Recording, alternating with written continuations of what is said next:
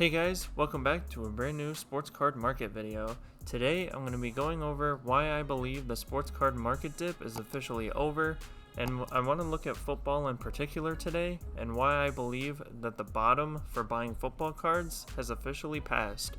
So be sure to stay tuned for all the good information. Let's get into the video. So as everyone knows, the sports card market has been in a bit of a decline ever since the very peaks of March and February.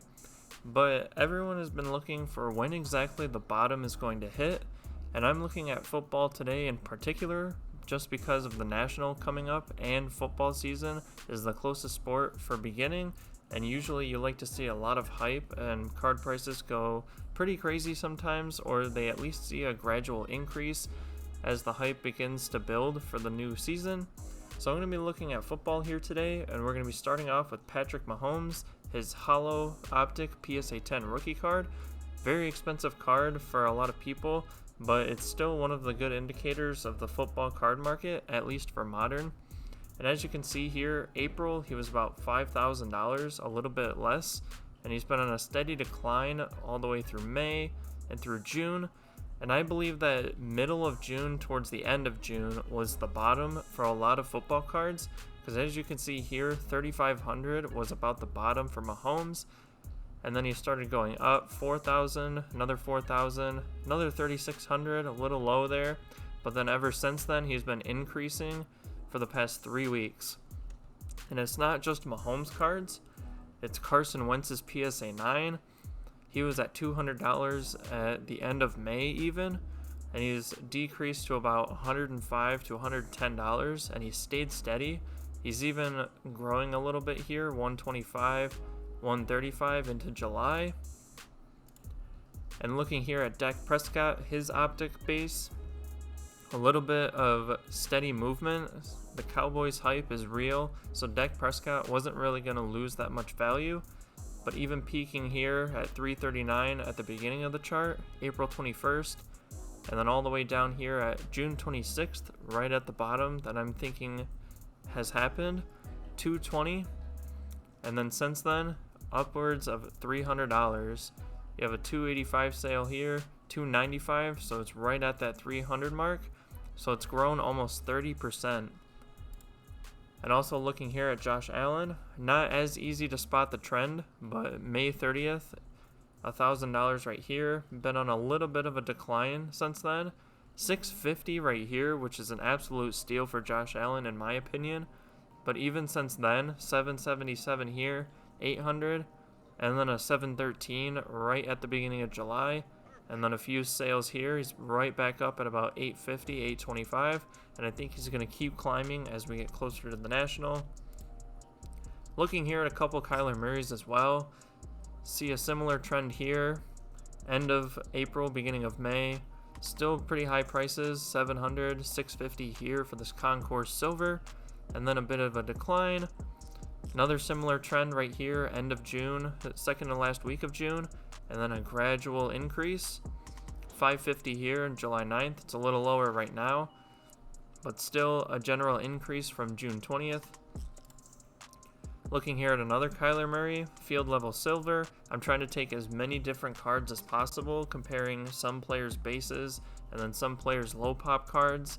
Every card's going to be different and have a little bit of a different market, but it's not just a specific player or specific group of players.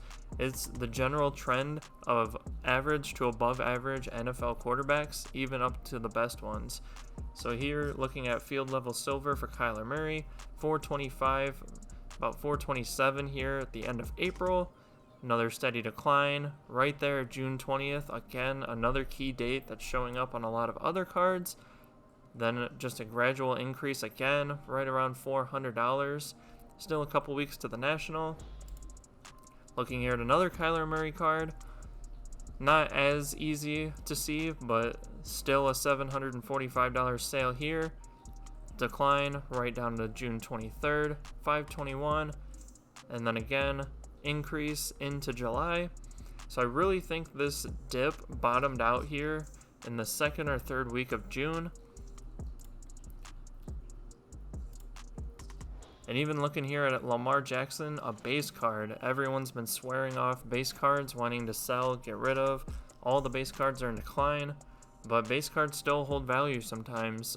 Right here at the beginning of June, he was hitting about 330 to 386 right here, so right around 350. Decline down to June 27th, last week of June. Bottomed out at 206 and 212. General increase right back up to $300. So as you guys can see, for most quarterbacks, 2016 and newer, as long as they're above average or even average level, all the way up to the best ones like Mahomes, we're seeing a general increase on a lot of their cards.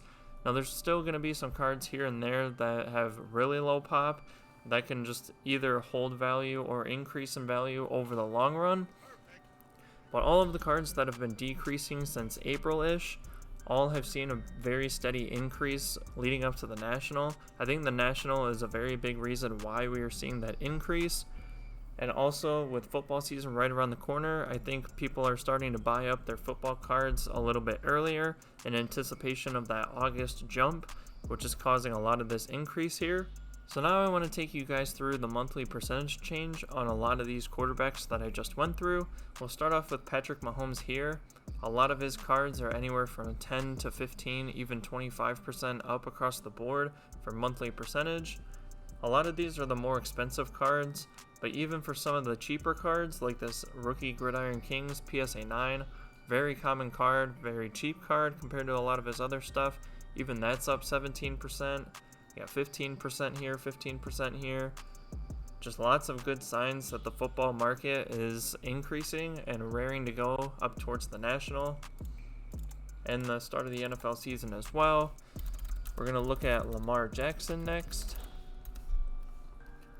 So again, similar as Mahomes, lots of 15 to 20, even 45 to 50% increases across the board. And this is in a lot of his lower valued stuff, 250, 160, 250 here. So a lot of his cheaper stuff, a lot of the PSA 9s, couple PSA 10s. As you can see here, lots of base. You got 1, 2, 3 base, and including the field level and premier level bases as well. Lots of stuff up across the board. So base isn't completely dead like a lot of people are saying. It's just been on a gradual decline as lots of cards come back from PSA. But as football season comes around, and with the National right around the corner, lots of football stuff is starting to really heat up. So let's take a look at Baker Mayfield as well. So again, not as many cards on card ladder for Baker, but his 4 cards right here are all increases and highly obtainable cards. Optic base PSA 9, Prism base, you got Optic base PSA 10, and his Optic Hollow as well. That might be a little bit of a buy, I would say, at 600, even though it's a little bit up. I think Baker has a really good chance to shine, so his Optic Hollow being 600, while Lamar Jackson's is 825 or so, and a lot of the other high-profile quarterbacks' their Hollow Optic PSA 10s are a lot higher than that. So just a little bit of a play for you guys right there. So let's also take a look at Kyler Murray. So even Kyler Murray, same thing. Field level silver PSA 9. We saw a lot of these more in depth. His Prism red, white, and blue PSA 10, all up 20% or more. You love to see this going into the NFL season. Great signs of a healthy sports card market. The only quarterbacks that I don't see sustaining value a lot is going to be Herbert and Burrow, even though right here there's a lot of cards that have an increase in monthly percentage change. A lot of the base and a lot of the higher pop stuff that's going to be coming back from PSA, I think no matter how high the demand is, unless Herbert just plays like Patrick Mahomes or something insane in year 2, I think Herbert and Burrow are going to see a steady decline as more supply comes back from PSA. If we look at Justin Herbert's base, Prism, and Mosaic, we can see here that his base Mosaic has a pop of 835, and you can even look at this population growth with Card Ladder Pro. So even just a few months ago, 501 pop on his PSA 10. It's grown all the way to 800 and counting. It's just going to keep getting higher and higher as PSA continues to kill down their backlog and get these cards pumping out. His base PSA 10, 1500 pop almost, and it was down at 880 3 months ago. Something you really don't like to see when you're investing in sports cards. Sure, he's seen a little bit of an increase since right around the same bottom, but as those cards keep coming back from PSA, I think this card is only going to keep declining. So that's going to do it for the video, guys. Just wanted to give you a quick rundown of the sports card market, especially for football, and why I think the bottom has passed. I don't think it's quite necessarily too late to pick up some of your quarterback plays for this upcoming season. You just have to be really selective with the cards that you're picking up. There's a lot of cards that are an increase from 3 weeks ago or so you have to be very selective when looking for your plays. But I still think it's a really good time to buy football. I think after the National, a lot of stuff is going to see major increases, and that's only going to amplify more with preseason and the start of the regular season right around the corner after the Nationals. So that's going to do it for the video. Please remember to leave a like, comment, subscribe to the channel for future sports card content. Anyways, I'm out. Perfect.